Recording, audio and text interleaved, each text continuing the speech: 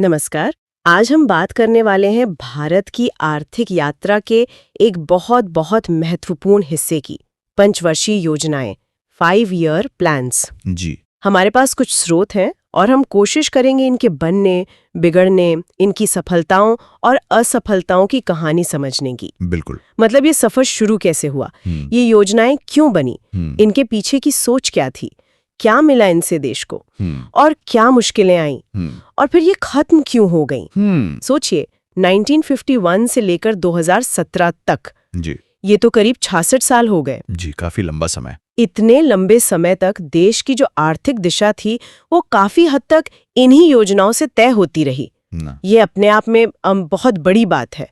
तो चलिए शुरू करते हैं। जी। इस पूरी कहानी को समझने के लिए हमारे साथ विशेषज्ञ भी हैं। जी। तो सबसे पहला सवाल यही कि ये योजना बनाने का विचार, ये प्लानिंग का आइडिया आया कहाँ से? आजादी के ठीक बाद इसकी जरूरत क्यों महसूस हुई? देखिए, 1947 में हमें आजादी मिली और वो दौर था जब पूरी दुनिया, खासकर यूरोप, दूसरे विश्व युद्ध की भयानक तबाही से उबरने की कोशिश कर रहा था। हाँ, बिल्कुल। तो कई देशों में, और ये बात 1940 और 50 के दशक की है, ये सोच बहुत मजबूत हो रही थी कि भई अगर बिखरी हुई अर्थव्यवस्थाओं को वापस पटरी पर लाना है तो सरकार को आगे आना होगा, एक योजना बनानी होगी, मतलब प्लानिंग करनी होगी। अच्छा। और भारत में भी ऐसा नहीं था कि ये विचार बिल्कुल नया था। 1944 में ही, मतलब आजादी से पहले, कुछ बड़े उद्योगपतियों ने मिलकर एक बॉम्बे प्लान बनाया था। हाँ, सुना है इसके बारे में। जी, उसमें भी एक नियोजित अर्थव्यवस्था की ही बात थी। और अगर दुनिया में देखें तो सोवियत संघ तो 1928 से ही पंचवर्षीय योजनाएं चला रहा था। ओके। तो भारत ने भी आजादी के बाद विकास का रास्ता चुनने के लिए कह सकते हैं कि इसी मॉडल से थोड़ी प्रेरणा ली। ये उस समय के जो समाजवादी झुकाव थे उनको भी दिखाता है। अच्छा, तो मतलब इसके लिए कोई सिस्टम बनाया गया होगा, कोई ढांचा? ये योजनाएं सिर्फ कागज पर तो नहीं रहती होंगी, जमीन पर कैसे उतरती थी? हाँ बिल्कुल, एक पूरा ढांचा था। केंद्र सरकार क्या करती थी कि अगले 5 साल के लिए अपनी आमदनी और खर्च का एक तरह से पूरा लेखा जोखा, एक दस्तावेज तैयार करती थी। और जो सरकारी बजट होता था उसे मोटे तौर पर 2 हिस्सों में बांट दिया जाता था। 2 हिस्से कैसे? एक था गैर योजना बजट, मतलब नॉन प्लान बजट। ये तो सरकार के जो रोजमर्रा के जरूरी खर्चे हैं, जैसे कर्मचारियों की तनख्वाह देना है या जो पुरानी योजनाएं चल रही हैं उनका रखरखाव करना है, उसके लिए था। ठीक है। और दूसरा जो ज्यादा महत्वपूर्ण था वो था योजना बजट, यानी प्लान बजट। ये पैसा खास तौर पर उन नई चीजों पर खर्च होता था जो पंचवर्षीय योजना में तय की गई हैं। जैसे कि? जैसे नए बांध बनाने हैं या कोई नया सरकारी कारखाना लगाना है, नई सड़कें बनानी हैं, जो भी नई प्राथमिकताएं तय हुई। समझ गई।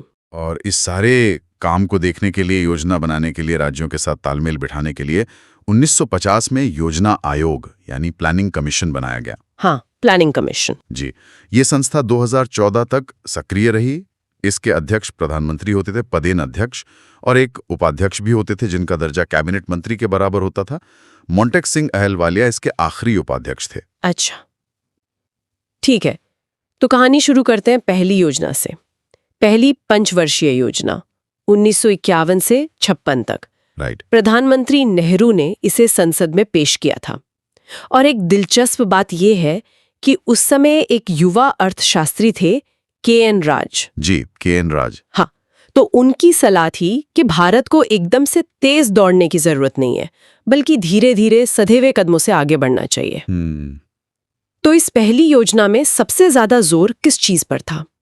हमारे स्रोत बताते हैं कि सारा ध्यान खेती पर, कृषि पर लगाया गया। बिल्कुल। देश विभाजन की त्रासदी से गुजरा था, अनाज की बहुत कमी थी, तो जाहिर है खेती को संभालना सबसे पहली जरूरत थी। सही बात है। इसीलिए बांधों पर, सिंचाई परियोजनाओं पर काफी निवेश किया गया। भाखड़ा नंगल जैसे जो बड़े बांध हैं, उनके लिए अच्छा खासा पैसा आवंटित हुआ। और ये योजना किस मॉडल पर आधारित थी? कुछ हैरोल्ड डोमर मॉडल की बात आती है। जी हाँ, हैरोल्ड डोमर मॉडल। इसका मूल विचार बहुत सीधा सा था कि अगर देश ज्यादा बचत करेगा, सेविंग्स बढ़ाएगा और फिर उस बचत को सही जगह निवेश करेगा, मतलब इन्वेस्टमेंट करेगा, तो अर्थव्यवस्था तेजी से बढ़ेगी। तो बचत और निवेश पर जोर था। बिल्कुल। और नतीजा क्या रहा? लक्ष्य रखा गया था 2.1% सालाना विकास दर का, जो कि आज के हिसाब से तो बहुत कम लगता है। हाँ, आज कम लगता है, लेकिन उस समय के हालात के हिसाब से ये भी एक लक्ष्य था। लेकिन हासिल हुई 3.6%। अरे वाह, ये तो उम्मीद से काफी बेहतर था। जी हाँ, और इसी दौरान देश के जो पहले 5 IITs हैं उनकी भी नींव रखी गई।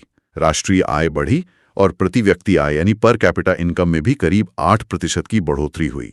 तो कुल मिलाकर इसे एक अच्छी शुरुआत कहा जा सकता है। हाँ, ये तो अच्छी शुरुआत लगती है। जी, पहली योजना की सफलता ने जाहिर है हौसला बढ़ाया, लेकिन दूसरी पंचवर्षीय योजना जो 1956 से 61 तक चली उसने दिशा काफी बदल दी। कैसे? यहाँ पर जोर कृषि से हटकर तेजी से औद्योगिकरण पर आ गया, खासकर भारी उद्योग और सार्वजनिक क्षेत्र, मतलब जो सरकारी कंपनियां हैं उन पर। अच्छा, तो एकदम से फोकस शिफ्ट हो गया? हाँ बिल्कुल, और इसके पीछे जो मुख्य दिमाग था वो थे प्रोफेसर PC महालनोबिस। हाँ, इनका नाम तो बहुत सुना है।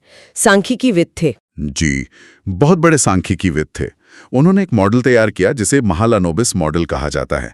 इसका मूल विचार ये था कि अगर भारत को लंबे समय में आत्मनिर्भर बनना है और तेजी से विकास करना है तो हमें पहले उन बुनियादी उद्योगों में भारी निवेश करना होगा जो दूसरे उद्योगों को पनपने में मदद करते हैं। जैसे कि स्टील? बिल्कुल, जैसे स्टील, भारी मशीनें, ऊर्जा। भले इसकी वजह से शुरुआत में आम लोगों के इस्तेमाल की चीजें, मतलब उपभोक्ता वस्तुएं, उनका उत्पादन थोड़ा धीमा रहे। ये एक तरह से भविष्य के लिए निवेश था। तो इसका मतलब ये हुआ कि जो बाहर से सामान आता था उस पर रोक लगाई गई होगी ताकि अपने उद्योग चल सके। हाँ, काफी हद तक यही रणनीति थी। घरेलू उद्योगों को बचाना था, उनको बढ़ावा देना था, इसलिए जो सामान बाहर से आता था यानी आयात, उस पर भारी टैक्स या शुल्क लगाए गए ताकि वो महंगा हो जाए। हाँ, ताकि बाहर की सस्ती चीजें आकर हमारे जो नए नए उद्योग शुरू हो रहे हैं उन्हें शुरू होने से पहले ही खत्म कर दें। इसी दौर में आप देखेंगे भिलाई, दुर्गापुर, राउरकेला जैसे बड़े बड़े स्टील प्लांट लगे। हाँ, ये नाम तो आज भी बहुत मशहूर है। जी, कोयले का उत्पादन भी बढ़ा, परमाणु ऊर्जा पर भी काम तेज हुआ। होमी जहांगीर भाभा के नेतृत्व में परमाणु ऊर्जा आयोग काफी सक्रिय हुआ। TIFR जैसी संस्था भी इसी दौर में बनी। लेकिन विकास दर का क्या हुआ? लक्ष्य हासिल हुआ? हम लक्ष्य रखा गया था 4.5% का, लेकिन वास्तविक विकास दर थोड़ी सी कम रही, 4.27%। अच्छा। इस योजना की एक आलोचना ये भी होती है कि क्योंकि उपभोक्ता वस्तुओं पर कम ध्यान दिया गया तो शायद उससे महंगाई बढ़ने में भी मदद मिली। ये भी एक पहलू है। तो इसके बाद आई तीसरी पंचवर्षीय योजना 1961 से 66 तक। इसमें क्या हुआ? क्या उद्योगों पर ही जोर बना रहा? नहीं, यहाँ फिर से एक तरह से संतुलन बनाने की कोशिश की गई। कृषि को, खासकर गेहूं के उत्पादन को फिर से प्राथमिकता दी गई। अच्छा, वापस कृषि पर ध्यान। हाँ, साथ ही शिक्षा जैसे जो सामाजिक क्षेत्र हैं उनमें राज्यों की भूमिका बढ़ाई गई। और एक और अहम बात, जमीनी स्तर पर लोकतंत्र को मजबूत करने के लिए पंचायत चुनाव शुरू किए गए। ओके। ये योजना जॉन सैंडी और सुखमय चक्रवर्ती के मॉडल पर आधारित थी। इसमें निवेश और विकास के बीच संतुलन बनाने का प्रयास था। लेकिन इसके नतीजे तो शायद बहुत खराब रहे थे। लक्ष्य तो 5.6% का था, लेकिन मिली सिर्फ 2.4% या कुछ स्रोत 2.84% कहते हैं। इतनी कम, ऐसा क्यों हो गया? यहीं पर कहानी में एक बहुत बड़ा और दुखद मोड़ आता है। इस योजना की विफलता के पीछे सिर्फ आर्थिक कारण नहीं थे, बल्कि भारत का दुर्भाग्य भी था। दुर्भाग्य मतलब 1962 में चीन के साथ युद्ध हो गया। ओहो, हाँ। और फिर 1965 में पाकिस्तान के साथ युद्ध। अरे, दो युद्ध एक ही योजना के दौरान। जी, इन दोनों युद्धों ने देश के संसाधनों पर जबरदस्त बोझ डाला। सारा ध्यान, सारा पैसा रक्षा की तरफ मोड़ना पड़ा। विकास के काम पिछड़ गए। और शायद मानसून भी खराब रहा था। हाँ बिल्कुल, ऊपर से सूखे की भी मार पड़ी। तो नतीजा ये हुआ कि अर्थव्यवस्था पूरी तरह से पटरी से उतर गई। हालत इतनी बिगड़ गई कि सरकार को 1966 से लेकर 1969 तक, यानी 3 साल के लिए पंचवर्षीय योजना को रोकना पड़ा। इसे योजना अवकाश या प्लान हॉलिडे कहा गया। अच्छा, तो 3 साल कोई पंचवर्षीय योजना नहीं थी? जी नहीं, वार्षिक योजनाएं बनी, लेकिन पंचवर्षीय योजना का सिलसिला टूट गया। ये दिखाता है कि भारी घटनाएं, युद्ध जैसी चीजें कैसे बड़ी बड़ी आर्थिक योजनाओं पर पानी फेर सकती हैं। बिल्कुल। तो इस ब्रेक के बाद जब चौथी पंचवर्षीय योजना आई 1969 से 74 में, तब तक तो माहौल काफी बदल चुका होगा। इंदिरा गांधी प्रधानमंत्री बन चुकी थी। हाँ बिल्कुल, इंदिरा गांधी प्रधानमंत्री थी और कोशिश यही थी कि पिछली जो नाकामियां थी उनसे उभरा जाए। इस योजना का एक मुख्य नारा था स्थिरता के साथ विकास और आत्मनिर्भरता। स्थिरता और आत्मनिर्भरता। जी, और यहीं पर एक महत्वपूर्ण फॉर्मूला सामने आया, गाडगिल फॉर्मूला। गाडगिल फॉर्मूला, ये क्या था? इसका मुख्य उद्देश्य था कि केंद्र सरकार जो राज्यों को मदद देती है उसका बंटवारा किस आधार पर हो। तो ये फॉर्मूला कुछ मानदंडों के आधार पर, जैसे राज्य की आबादी, पिछड़ापन, टैक्स लगाने की उसकी अपनी कोशिशें, इनके आधार पर राज्यों को पैसा आवंटित करने का एक पारदर्शी तरीका बनाने की कोशिश थी। और ये फॉर्मूला आगे भी कई सालों तक इस्तेमाल होता रहा। अच्छा, ये महत्वपूर्ण बात है। जी, और इसी दौरान कुछ बड़े आर्थिक फैसले भी हुए। 14 बड़े प्राइवेट बैंकों का राष्ट्रीयकरण कर दिया गया। हाँ, ये तो बहुत बड़ा कदम था। बहुत बड़ा। और हरित क्रांति जो पहले शुरू हो चुकी थी, उसने अब जोर पकड़ा। खासकर गेहूं और चावल का उत्पादन काफी बढ़ा, और जो सूखाग्रस्त इलाके थे उनके लिए विशेष कार्यक्रम ड्रॉट प्रोन एरिया प्रोग्राम शुरू किया गया। और इस दौरान राजनीतिक और सामरिक स्तर पर भी तो काफी उथल-पुथल हुई थी। हाँ, बहुत कुछ हुआ। 1971 में पाकिस्तान के साथ फिर युद्ध हुआ, जिसके नतीजे में बांग्लादेश बना। हाँ, बांग्लादेश मुक्ति संग्राम। जी, फिर 1974 में भारत ने पोखरण में अपना पहला परमाणु परीक्षण किया, जिसका कोड नेम था स्माइलिंग बुद्धा। स्माइलिंग बुद्धा, हाँ। और इंदिरा गांधी का वो मशहूर नारा गरीबी हटाओ, वो भी इसी दौर का है। ये योजना अशोक रुद्र और एएस माने के मॉडल पर आधारित थी, जिसमें विकास के साथ साथ असमानता कम करने पर भी विचार था। तो इतने सारे बड़े कदमों और घटनाओं के बाद आर्थिक नतीजा कैसा रहा? विकास दर बढ़ी? देखिए, लक्ष्य तो काफी ऊंचा रखा गया था, 5.6% का, लेकिन मिली सिर्फ 3.3% या कुछ स्रोतों के अनुसार 3.6%। ओह, फिर से लक्ष्य से काफी पीछे। हाँ, शायद 1971 के युद्ध का असर और फिर अंतर्राष्ट्रीय स्तर पर तेल की कीमतें बढ़ने लगी थी, उसका भी असर यहाँ दिखा। तो उम्मीद के मुताबिक नतीजे नहीं मिले। तो गरीबी हटाओ का नारा तो लग गया, लेकिन क्या 5वीं पंचवर्षीय योजना 1974-78 में इस पर कुछ ठोस काम हुआ? हाँ, कह सकते हैं कि इस योजना का मुख्य फोकस ही रोजगार बढ़ाना और गरीबी उन्मूलन यानी गरीबी हटाओ पर था। अच्छा। कृषि उत्पादन और आत्मनिर्भरता पर जोर तो बना ही रहा। एक और अहम कदम था बिजली आपूर्ति अधिनियम में संशोधन। इससे केंद्र सरकार को बिजली उत्पादन और उसके ट्रांसमिशन यानी पारेषण में भी दखल देने का अधिकार मिला। ओके। भारतीय राष्ट्रीय राजमार्ग प्रणाली यानी नेशनल हाईवे सिस्टम की शुरुआत भी इसी योजना के दौरान हुई। और डीपी धर नाम के अर्थशास्त्री ने एक न्यूनतम आवश्यकता कार्यक्रम मिनिमम नीड्स प्रोग्राम MNP तैयार किया था। MNP ये क्या था? इसका लक्ष्य था लोगों को कुछ बुनियादी जरूरतें मुहैया कराना, जैसे साफ पीने का पानी, बुनियादी स्वास्थ्य सेवाएं, प्राथमिक शिक्षा, सड़कें, बिजली, घर बनाने के लिए जमीन, मतलब जीवन की न्यूनतम जरूरतें पूरी करना। ये तो बहुत जरूरी था, लेकिन ये योजना अपना 5 साल का कार्यकाल पूरा नहीं कर पाई थी, है ना? हाँ, आप सही कह रही हैं। 1977 में देश में बड़ा राजनीतिक बदलाव आया। इमरजेंसी के बाद चुनाव हुए, जनता पार्टी की सरकार बनी। हाँ, मोरारजी देसाई प्रधानमंत्री बने। जी, और 1978 में उनकी सरकार ने इस 5वीं योजना को उसके पूरा होने से 1 साल पहले ही खारिज कर दिया, मतलब खत्म कर दिया। लेकिन इसके आर्थिक नतीजे कैसे थे? जहां तक विकास दर की बात है, इसने अपना लक्ष्य 4.4% हासिल किया था, बल्कि उससे थोड़ा बेहतर ही प्रदर्शन किया था। 4.8% की वृद्धि मिली थी। अच्छा, तो फिर 1978 से 80 के बीच क्या हुआ, जब ये योजना खत्म कर दी गई? कोई योजना नहीं थी? वो जो दौर था 1978 से 80 का, वो राजनीतिक अस्थिरता का दौर था। जनता पार्टी की सरकार ने अपनी छठी योजना पेश की, लेकिन वो सरकार ज्यादा दिन चली नहीं। 1980 में इंदिरा गांधी की सत्ता में वापसी हो गई और उन्होंने जनता पार्टी वाली योजना को रद्द कर दिया। तो उस बीच के 2 साल? उस छोटी अवधि को रोलिंग प्लान का नाम दिया गया है। रोलिंग प्लान, ये क्या होता है? ये विचार स्वीडिश अर्थशास्त्री गुन्नार मिर्डल का था और भारत में इसे प्रोफेसर DT लकड़ावाला ने लागू करने की कोशिश की थी। इसमें होता यह है कि आप एक लंबी अवधि की योजना तो बनाते हैं, लेकिन हर साल उसकी समीक्षा करते हैं। हर साल? हाँ, हर साल देखते हैं कि क्या लक्ष्य हासिल हुए, क्या मुश्किलें आईं, और जरूरत के हिसाब से अगले साल की योजना में बदलाव कर देते हैं। आवंटन, लक्ष्य, सब कुछ हर साल अपडेट होता रहता है। ये पंचवर्षीय योजना के मुकाबले ज्यादा लचीला तरीका था। सुनने में तो अच्छा लग रहा है। हाँ, लेकिन जैसा मैंने कहा, राजनीतिक अस्थिरता बहुत थी, तो ये प्रयोग भारत में ज्यादा लंबा चल नहीं पाया। ठीक है, तो फिर 1980 में इंदिरा गांधी सरकार ने अपनी छठी पंचवर्षीय योजना 1980-85 शुरू की। इसे काफी महत्वपूर्ण माना जाता है। क्यों? हाँ, इसे कई लोग एक मोड़ मानते हैं। ऐसा कहा जाता है कि ये नेहरूवादी समाजवाद के धीरे धीरे ढलान पर जाने और आर्थिक उदारीकरण की कह सकते हैं एक हल्की सी आहट थी।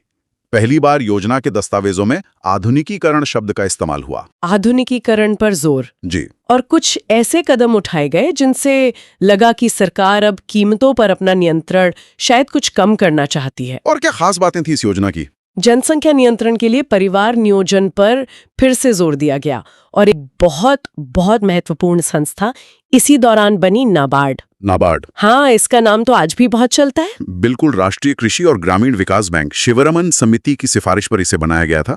इसका मुख्य काम है ग्रामीण भारत में खासकर खेती और उससे जुड़े कामों के लिए लोन और दूसरी विकास योजनाओं में मदद करना। ये आज भी बहुत अहम भूमिका निभा रहा है। और ये योजना सफल रही थी? हाँ, ये योजना काफी सफल मानी जाती है।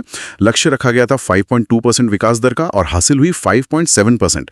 कुछ स्रोत 5.4% भी कहते हैं, लेकिन लक्ष्य से ज्यादा। तो ये अच्छी खबर थी। जी हाँ, और इसी सफलता ने 7वीं पंचवर्षीय योजना 1985-90 के लिए एक मजबूत आधार तैयार किया। ये राजीव गांधी के कार्यकाल में आई थी। हाँ, राजीव गांधी का दौर टेक्नोलॉजी पर बहुत जोर था उनके समय में। बिल्कुल सही कहा आपने। इस योजना का एक बड़ा फोकस टेक्नोलॉजी का इस्तेमाल करके उद्योगों की उत्पादकता यानी प्रोडक्टिविटी सुधारने पर था। अच्छा। साथ ही आर्थिक उत्पादकता बढ़ाना, खाने पीने की चीजों यानी खाद्यान्न का उत्पादन बढ़ाना, रोजगार पैदा करना और सामाजिक न्याय, इन सब पर भी जोर था। गरीबी हटाने के कार्यक्रम चलते रहे, आधुनिक टेक्नोलॉजी का इस्तेमाल कैसे हो इस पर ध्यान था और एक बड़ा लक्ष्य रखा गया था कि साल 2000 तक भारत आत्मनिर्भर विकास की नींव रखते। और ये योजना कैसी रही? ये भी काफी सफल रही। लक्ष्य 5% का था, लेकिन विकास दर 6% से भी ज्यादा रही। तो लगातार 2 योजनाएं सफल रही। ये तो बहुत अच्छी बात है। लेकिन फिर 1990 के आसपास कुछ गड़बड़ हुई। सुना है 1990-92 के बीच फिर से पंचवर्षीय योजनाएं रोकनी पड़ी। हाँ, वो भारत की अर्थव्यवस्था के लिए एक बहुत ही मुश्किल, बल्कि कह सकते हैं संकट का दौर था। संकट? कैसा संकट? देश भयंकर आर्थिक संकट में फंस गया था। विदेशी मुद्रा भंडार मतलब डॉलर्स वगैरह जिससे हम बाहर से सामान खरीदते हैं, वो लगभग खत्म हो गया था। खत्म मतलब कितना कम? इतना कम कि हमारे पास सिर्फ कुछ हफ्तों का आयात बिल चुकाने लायक पैसा बचा था। सोचिए कितनी गंभीर स्थिति थी। बाप रे। खाड़ी युद्ध के कारण तेल की कीमतें बढ़ गई थी, राजनीतिक अस्थिरता भी थी, सरकारें बदल रही थी। इसी गहरे संकट के दबाव में 1991 में पीवी नरसिम्हा राव की जो नई सरकार बनी, जिसमें डॉक्टर मनमोहन सिंह वित्त मंत्री थे, उन्हें बड़े आर्थिक सुधार लागू करने पड़े। हाँ, वो एलपीजी रिफॉर्म्स, उदारीकरण, निजीकरण और वैश्वीकरण। बिल्कुल, लिबरलाइजेशन, प्राइवेटाइजेशन, ग्लोबलाइजेशन। तो क्योंकि देश इतने बड़े संकट और बदलाव से गुजर रहा था, 1990, 91 और 91-92 में पंचवर्षीय योजना की जगह सिर्फ वार्षिक योजनाएं, एनुअल प्लान्स बनाई गई। अच्छा, तो ये दूसरा प्लान हॉलिडे नहीं था, बल्कि वार्षिक योजनाएं थीं। जी, इन्हें वार्षिक योजनाएं कहा जाता है। तो इन बड़े सुधारों के बाद जो 8वीं पंचवर्षीय योजना 1992-97 आई, वो तो बहुत अलग रही होगी पिछली योजनाओं से। हाँ, बिल्कुल। ये आर्थिक सुधारों के बाद की पहली पंचवर्षीय योजना थी और इसने अर्थव्यवस्था को खोलने की जो प्रक्रिया शुरू हुई थी, उसे आगे बढ़ाया। मुख्य जोर उद्योगों को आधुनिक बनाने पर था ताकि वो दुनिया के साथ मुकाबला कर सकें। और क्या प्राथमिकताएं थीं? जनसंख्या वृद्धि को काबू में करना, गरीबी कम करना, रोजगार के अवसर बढ़ाना, बुनियादी ढांचा जैसे सड़कें, बिजली, संचार, इनको बेहतर बनाना और मानव संसाधन विकास यानी शिक्षा और स्वास्थ्य पर निवेश करना। मानव संसाधन विकास जी। और एक खास बात ये थी कि इसमें विकेंद्रीकरण पर भी जोर था। मतलब विकास के कामों में पंचायतों और नगर पालिकाओं को ज्यादा भूमिका देने की बात कही गई। और एक और अहम घटना हुई इसी दौरान। 1 जनवरी 1995 को भारत WTO यानी विश्व व्यापार संगठन का सदस्य बन गया। हाँ, ये भी बड़ा कदम था। तो ये योजना कैसी रही, सफल हुई? ये योजना बहुत सफल मानी जाती है। बहुत ज्यादा। लक्ष्य रखा गया था 5.6% विकास दर का, लेकिन हासिल हुई अविश्वसनीय रूप से 6.8%। 6.8%। ये तो बहुत ज्यादा है। जी हाँ, इसे अक्सर राव मनमोहन सुधारों की शुरुआती सफलता के तौर पर देखा जाता है। इसमें प्राथमिक शिक्षा को सबके लिए सुलभ बनाने पर भी काफी जोर दिया गया था। तो 8वीं योजना एक बड़ी सफलता थी। इसके बाद की जो योजनाएं आईं, 9वीं, 10वीं, 11वीं, उनका सफर कैसा रहा? क्या आप संक्षेप में बता सकते हैं? जरूर। 9वीं योजना 1997 to 2000 अटल बिहारी वाजपेयी जी के समय में आई। ये वो समय था जब भारत की आजादी के 50 साल पूरे हुए थे। हाँ, स्वर्ण जयंती। जी। तो इस योजना का थीम था सामाजिक न्याय और समानता के साथ विकास। गरीबी हटाने, जो पिछड़े वर्ग हैं उनको सशक्त बनाने और सरकारी और निजी क्षेत्र की भागीदारी बढ़ाने पर जोर था। नतीजे कैसे रहे? लक्ष्य 7.5% या 6.5% से थोड़ी कम रही, करीब 5.4% या 6.8%, अलग-अलग स्रोत। ठीक है। और 10वीं योजना 2002-7, इसमें लक्ष्य और बड़े रखे गए। समावेशी और समान विकास, इंक्लूसिव एंड इक्विटेबल ग्रोथ पर जोर था। समावेशी विकास। हाँ, मतलब विकास ऐसा हो जिसका फायदा समाज के सभी वर्गों तक पहुंचे। लक्ष्य था 8% जीडीपी वृद्धि का, गरीबी को 5 सालों में आधा करने का, रोजगार बढ़ाने का और जो अलग अलग क्षेत्रों और लिंगों के बीच असमानता है उसे कम करने का। और लक्ष्य हासिल हुआ? नहीं, पूरी तरह नहीं। विकास दर काफी अच्छी रही, 7.6%, लेकिन 8% के लक्ष्य से थोड़ी कम रह गई। फिर 11वीं योजना? 11वीं योजना 2007-12, ये डॉक्टर मनमोहन सिंह के दूसरे कार्यकाल में आई। इसका मुख्य विषय था तीव्र और अधिक समावेशी विकास। फिर से समावेशी विकास। जी, इस पर जोर बना रहा। उच्च शिक्षा पर काफी ध्यान दिया गया। कई नए आईआईटीज, आईआईएम्स और दूसरे संस्थान खुले। दूरस्थ शिक्षा, आईटी संस्थानों पर फोकस था। और एक बहुत बड़ा काम हुआ, शिक्षा का अधिकार अधिनियम, आरटीई एक्ट। हाँ, आरटीई एक्ट 2009। जी, 2009 में पास हुआ और 2010 में लागू हुआ। इसने 6 से 14 साल के बच्चों के लिए शिक्षा को एक मौलिक अधिकार बना दिया। ये बहुत बड़ा कदम था। इसके अलावा पर्यावरण की चिंता और लैंगिक समानता पर भी जोर था। इसकी रूपरेखा सी रंगराजन ने तैयार की थी। विकास दर कैसी रही इसमें? लक्ष्य 9% का रखा गया था, जो बहुत ऊंचा था। हासिल हुई 8%।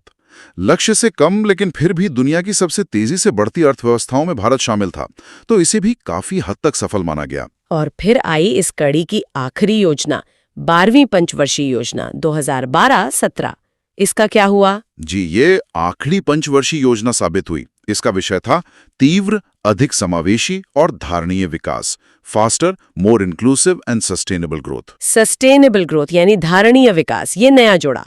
हाँ, मतलब विकास ऐसा हो जो पर्यावरण को नुकसान ना पहुंचाए और भविष्य की पीढ़ियों के लिए भी संसाधन बचे रहें।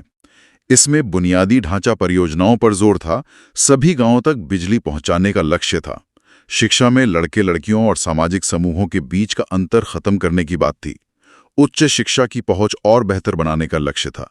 हरित क्षेत्र यानी जंगल बढ़ाने और खेती के अलावा दूसरे क्षेत्रों में रोजगार पैदा करने पर जोर था। इसका लक्ष्य क्या था? लक्ष्य शुरू में तो 9% रखा गया था, पर बाद में राष्ट्रीय विकास परिषद एनडीसी ने इसे घटाकर 8% कर दिया था। ये योजना मार्च 2017 में अपना कार्यकाल पूरा करके समाप्त हुई। और इसी के साथ पंचवर्षीय योजनाओं का ये लंबा सिलसिला भी खत्म हो गया। जी हाँ, बिल्कुल। तो इनका अंत हुआ कैसे? योजना आयोग का क्या बना? उसे क्यों खत्म किया गया? देखिए, 2014 में केंद्र में नई सरकार आई, नरेंद्र मोदी जी के नेतृत्व में। हाँ, एक तरह से टॉप डाउन अप्रोच थी, जहां केंद्र योजना बनाता था और राज्य से लागू करते थे। तो इसकी जगह क्या आया? जनवरी 2015 में योजना आयोग की जगह एक नई संस्था बनाई गई, नीति आयोग, यानी national institution for transforming India. NITI Aayog. जी, और दोनों में बुनियादी फर्क है। योजना आयोग योजनाएं बनाता था, राज्यों को बजट आवंटित करता था और एक तरह से उन पर वित्तीय नियंत्रण भी रखता था। नीति आयोग वैसा नहीं है। ये मुख्य रूप से एक थिंक टैंक है, एक विचार मंच। थिंक टैंक मतलब ये केंद्र और राज्य सरकारों को नीतियां बनाने में सलाह देता है, लंबी अवधि की रणनीतियां तैयार करता है, राज्यों के बीच सहयोग बढ़ाने का काम करता है। लेकिन इसके पास राज्यों को पैसा बांटने का अधिकार नहीं है। वो काम अब वित्त मंत्रालय देखता है। अच्छा, तो ये एक बड़ा बदलाव है। हाँ, बहुत बड़ा। नीति आयोग ने पंचवर्षीय योजनाओं की जगह 3 अलग-अलग तरह के दस्तावेज पेश किए। एक 3 साल का एक्शन एजेंडा, एक 7 साल की मध्यम अवधि की रणनीति और एक 15 साल का लंबा विजन डॉक्यूमेंट। तो जोर अब एक बंधे हुए 5 साल के खाके की बजाय ज्यादा लचीली, लंबी अवधि की सोच और सहकारी संघवाद यानी कोऑपरेटिव फेडरलिज्म पर है, जिसमें केंद्र और राज्य मिलकर काम करें। तो ये था पूरा सफर 1951 से शुरू होकर 2017 में योजना आयोग के नीति आयोग में बदलने तक का।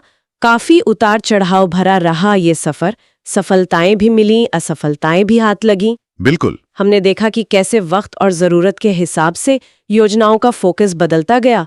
कभी खेती पर जोर था तो कभी भारी उद्योगों पर, फिर गरीबी हटाने और सामाजिक न्याय की बात आई, फिर उदारीकरण का दौर आया और आखिर में समावेशी और टिकाऊ विकास पर ध्यान गया। जी। युद्धों ने, सूखे ने, राजनीतिक बदलावों ने, दुनिया में हो रही घटनाओं ने, सबने इन योजनाओं पर अपना गहरा असर डाला। पहली, छठी, 8वीं जैसी योजनाएं काफी सफल रहीं, तो तीसरी और चौथी जैसी योजनाओं को मुश्किलों का सामना करना पड़ा। और अंत में बदलते वक्त के तकाजे के साथ योजना आयोग की जगह नीति आयोग ने ले ली। हाँ, और यहाँ ये देखना वाकई दिलचस्प है कि ये योजनाएं कैसे लगभग 7 दशकों तक भारत की बदलती आर्थिक प्राथमिकताओं, राजनीतिक विचारधाराओं और दुनिया के बदलते हालात का एक आईना बनी रहीं। सही कहा। हर योजना अपने समय की चुनौतियों, उम्मीदों और मजबूरियों को दर्शाती है। ये सिर्फ कुछ आर्थिक आंकड़ों के दस्तावेज नहीं थे, बल्कि ये आजाद भारत के बनने की कहानी के, उसके विकास की यात्रा के बहुत अहम पन्ने थे। बिल्कुल। तो ये सब जानने और समझने के बाद एक सवाल मन में उठता है। हमने योजना आयोग से नीति आयोग तक का ये बदलाव देखा, एक केंद्रीकृत योजना व्यवस्था से ज्यादा लचीली रणनीतिक व्यवस्था की तरफ का ये सफर देखा। अब आगे क्या? भविष्य को देखते हुए आने वाले दशकों में भारत की आर्थिक रणनीति की मुख्य दिशा क्या हो सकती है? और क्या पंचवर्षीय योजनाओं की इस इतने लंबे लगभग 66 साल के अनुभव से कुछ ऐसे सबक हैं जो आज भी हमारे काम आ सकते हैं? इस पे जरूर सोचा जा सकता है।